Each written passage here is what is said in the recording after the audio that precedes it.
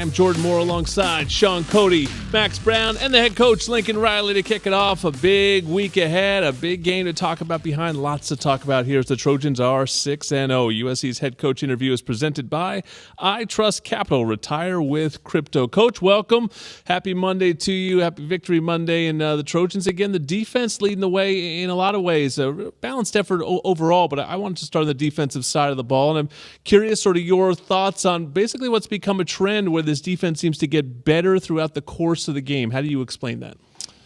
Yeah, we certainly settled in well the other night, and particularly proud of, after, not having Shane Lee and then the Bullock ejection on, what was a fantastic play. I mean, I get why they called it, but I mean, it was a tremendous play. And, you can, at that point, especially against a good offense, explosive, dangerous quarterback, that thing can go a few different ways, and it all depends how you handle it. And I thought we made some key adjustments. Guys handled some new roles. We had some guys obviously that needed to step up with those two guys being out, and they did that very well. And then we played I thought we played a really solid game on the back end. It was very important with the way that Ward scrambles around. You get caught sometimes in between. Like, do I go get the quarterback? Do I match in coverage? You got to be really, really sharp and really disciplined. And we did a nice job. As you notice, like a lot of times, even when he scrambled around, he didn't get many of those big shots down the field that a guy like that can get against you. And then you combine that with, we got obviously a ton of pressure on him. I mean, we hit him a lot. We sacked him a lot. We had a lot of TFLs. We had a couple other opportunities to get him down. He's not easy to get on the ground, but a few others that we would have liked to have finished. So, yeah, pretty complete defensive effort, and did a nice job limiting the big plays. And we were, I really love how we finished the game, not just the second half, but the entire second half, but especially right there at the end. You have a chance as a team to really, in a way, almost just kind of suffocate an opponent, right? It's you chew up a ton of clock. With the offense, defense is getting stopped, special teams is executing in those moments, and you make it very, very difficult for a team to be able to come back on you. And it was cool to see us. We haven't finished a game like that yet. We've won. We've separated from some people. We've obviously had to come from behind and win once. So it was cool to see us win in a different way. And you're right, the defense certainly was the key part of that. Coach, I know us on the media side of things, and I'm sure coaches do the same thing. You nitpick games and you find the things. Oh, what are the talking points? What can we talk about? But you're 6-0. I mean, the expectations going into things like, hey, all right, first year, we're going to figure this thing out. How much how do you relate to the guys that this is special, man? 6-0, we're doing things right. We have a chance to do something special here. Let's keep getting after it, guys, because 6-0, not a lot of teams in the country are 6-0, Coach. No, there's not. I mean, no, you're right. You have to be there's absolutely a genuine excitement about that. And there should be. You're right. I mean, it's you can't play mind games all the time, right? Sometimes you just got to call it what it is. Yeah. And it is what it is. We've found ways to win games. I think some of the exciting parts for us is we've done it not completely at our best, and we've done it without playing our best yet as a team. And we've done it, like we said, different ways. The point to the guys right now is every year there's a lot of teams that start off hot, start off 6-0, and then by the end of the season you don't hear from them anymore. No. Right? 6-0 is a great start, but it's just an opportunity to go have a really tremendous second half of the season. And so, we've got to continue to grow and ascend as a team. It's special, but it's also a special opportunity, and we need to take advantage of it. When I look at this defense in terms of the growth that we've seen from last year to this year, you can talk scheme, you can talk talent, you can talk bringing in transfers and whatnot, but I also notice it feels like guys are just playing with more confidence. Like that alone, just scheme aside, coaching points aside, just more confidence. Is that fair to say? And does that show up on film with guys that, may have played last year for this team that are now in a new role, obviously, but they're playing better just because of the sheer fact that we are winning and there is more confidence in that building every single day when you come to work? Well, I think our staff has been relentless with the guys, and I think it certainly wasn't always like that, and it's still in some ways it's still a week-to-week thing, right? New challenges each week, but what you've seen is I think there has been – they kind of had to go through the phases, right? They kind of had to learn a little bit in the beginning about just even what this looked like and felt like, really on all sides. And as it's gone further, you kind of had to break them down and build them back up in a sense. And so the breakdown certainly happened. And a lot of the guys have really hung in there and understood that was going to be part of it and have trusted it. And then what's kind of happened on the flip side is these guys they're in good condition. Their mindset is in a good place. They've got a good scheme. They've seen that when they follow these things, their teammates make plays, they make plays, and it's just kind of this domino effect that builds the confidence. And but the thing about it is, like, confidence can't be fake, right? You see all the pregame hype or preseason hype. That's what we always say. I don't know if I've said it on the show. Like, eventually, you got to play football, and there's some people excited about that, and some people that want to hide behind it. And eventually, the light's going to come on. No more talking matters, and there's nowhere to hide, and you're out there in between the white lines, and you're either going to do it or you're not. And I think for our guys, it's been cool to see that for them that they can – all these things that we're doing show up on Saturdays, and they are prepared. And if they trust it and pull the trigger, then good things happen. And so I think their confidence is gaining kind of as we go along, and it's cool to see. I think I don't know. It's cool to see them play that way. I mean, yeah, the confidence, and I love how physical we're playing. I mean, anybody down on that field the other day, Washington State's a very physical football team. There was a lot of hitting going on that field. I mean, there were some big boy collisions down there, and that's what you want to see. The entire team, but obviously love seeing it from our defense. You're listening to the head coach Lincoln Riley on Trojans Live, and Coach, college athletes, college athletics, inconsistency is sort of the norm because you're dealing with young athletes. They make mistakes. They're learning as they go. Travis Dye seems to be atypical to me in the sense that he seems to be extremely consistent, extremely confident, to use the word that you guys were just talking about. What has he brought to your offense, to your room? I mean, it's just week in, week out, we're having a blast watching him. Yeah, he's a very consistent competitor.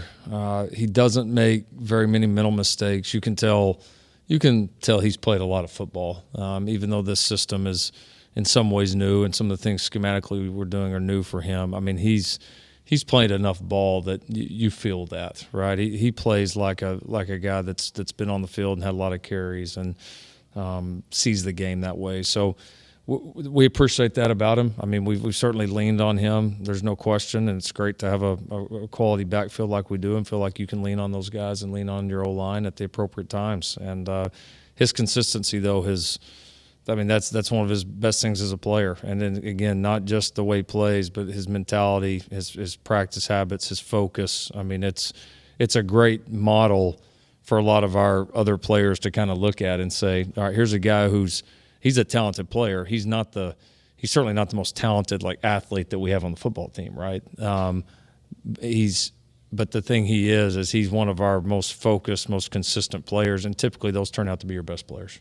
Coach, another talented guy out there is Mario Williams. We saw with the touchdowns, but he also had a couple drops. And so how do you talk to a player like that, who's spectacular plays, the touchdown? You don't want to take that away from him, but, hey, we need to work on this area of the game here. We don't need these drops. We need to keep the drives going. I think just be very real. Mario did. He had some tremendous plays in the game. He had some really good blocks. He had some great catches, some really good plays after the catch. With the second touchdown on the little seam ball was a phenomenal catch because it wasn't a great throw. And we had a couple others that, quarterback and receiver got to meet in the middle, right? We're all, receivers get used to ball being right there in the right spot, and sometimes quarterbacks, and our guys have caught the ball very well this year, get used to, hey, maybe I miss it here or there, and they still clean it up for me. And then the reality was the other night, we didn't do really a good job cleaning it up for each other the entire time. And, a few throws were just a bit off, and a couple that we obviously still expect to catch and that we didn't. And you combine that, and we just weren't – we had some big plays, but we weren't as sharp in the passing game as we expect to be. So, wideout's got to be a little bit better. Quarterback's got to be a little bit better, and certainly something we have to clean up.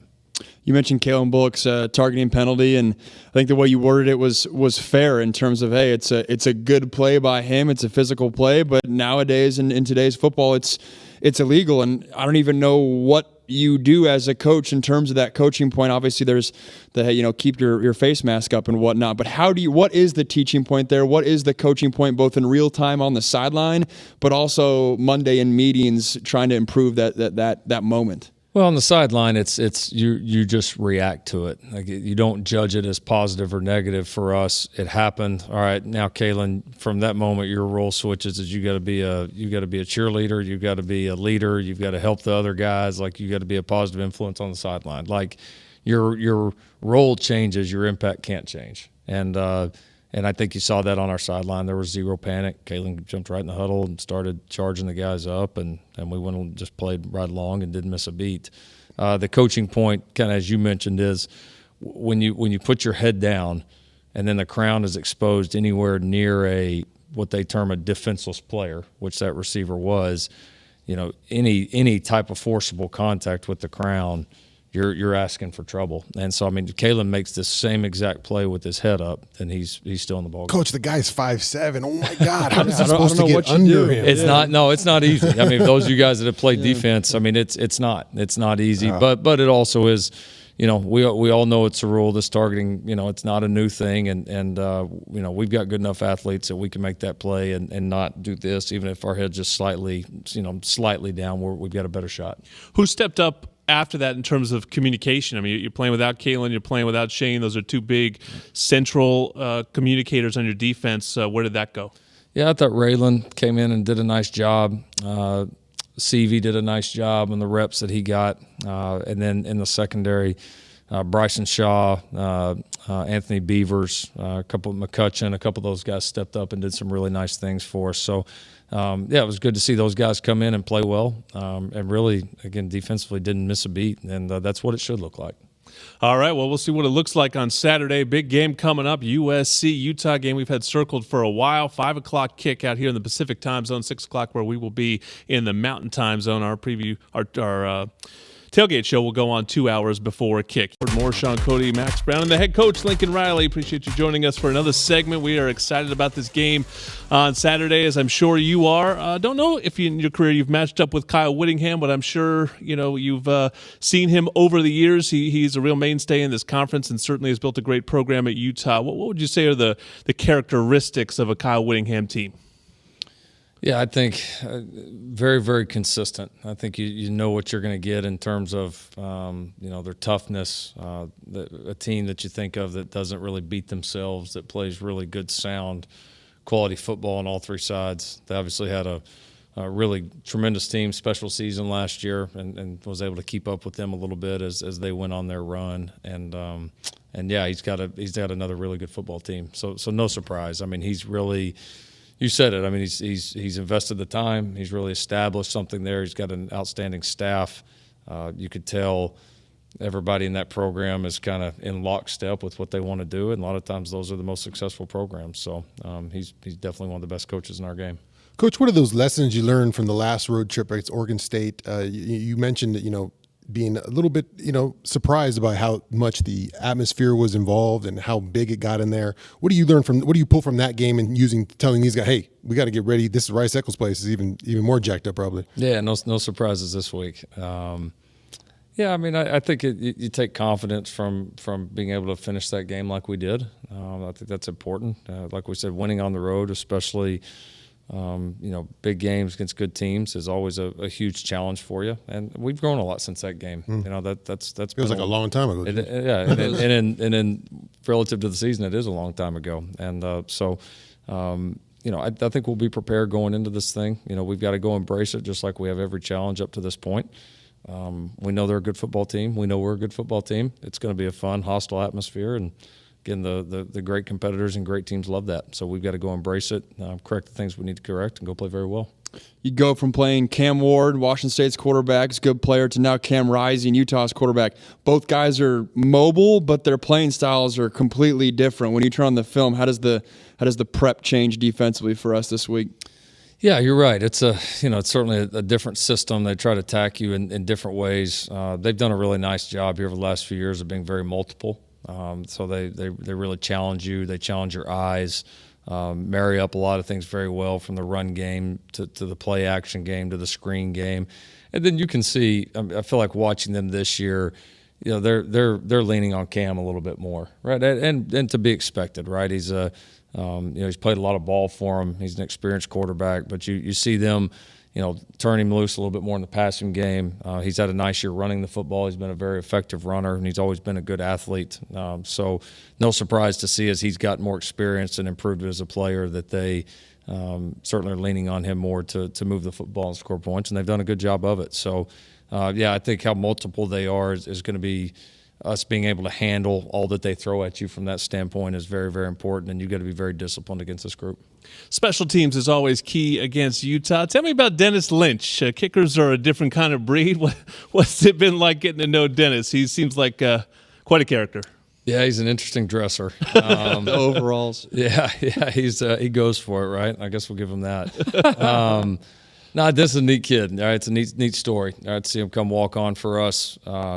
He's a grinder. I mean, he is an absolute grinder, extremely, extremely hard worker, very dedicated to his craft, and his work ethic is really impressive, and it's the reason that he's improved as fast as he has, and the reason why he's our kicker right now, and he's obviously gone there in games and done nothing to prove otherwise. So it's been cool to see the amount of work and all he's put into it pay off. I think it's kind of to our question in the first segment about confidence, right? He's all that work for him now.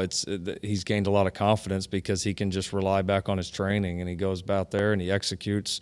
He's got a group there with Will Rose and obviously Jack snapping that he has a lot of confidence in the snapper and our holder, which is a huge, huge part of it. I can't even tell you just the psychology behind that. And when you got two guys that are really doing their job at a high level, it gives you confidence as a kicker. So, yeah, neat guy, fun personality, really dry sense of humor, and glad he's on our team. Coach, I would remiss if I didn't talk about the defensive line performance from Tuli Tuipulotu. Just a remarkable half, and then putting together a whole game there with the TFLs and everything. How has his growth, I think, kind of helped steer this defense and get them? They kind of have their own identity now because Tuli is kind of reshaping them, getting that pass rush going, and kind of setting that precedent.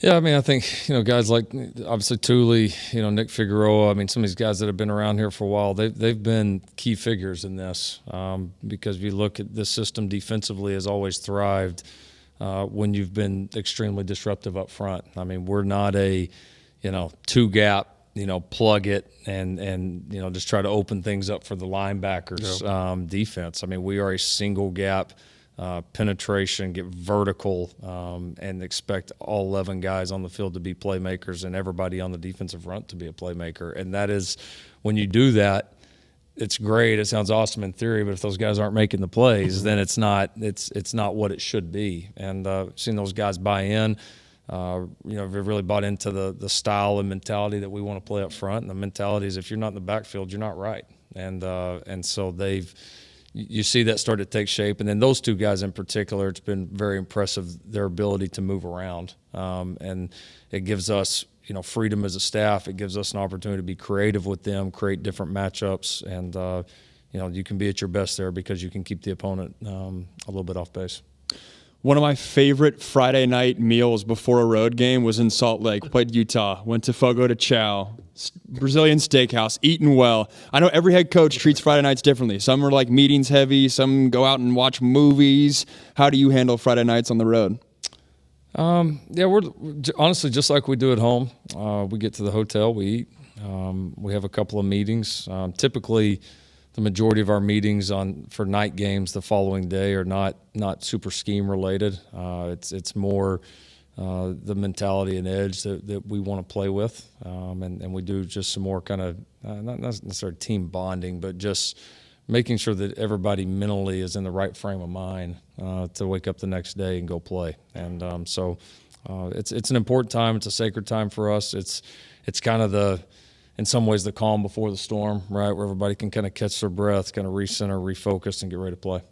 I believe you said that Fogo de Chao, very popular among NFL defensive linemen. Oh yeah, huge. All you can Salt eat, Lake. anything all Bomb. you can eat. You can flip a card, red, green. Yeah, they love it. All right, well, the head coach will be back next week to talk about what is a very big game coming up on Saturday, USC-Utah, battle of ranked opponents in Salt Lake City, 5 o'clock in the Pacific time zone, 6 o'clock where we'll be in Salt Lake. That game will kick on Fox and air right here on the USC Trojans Media Network.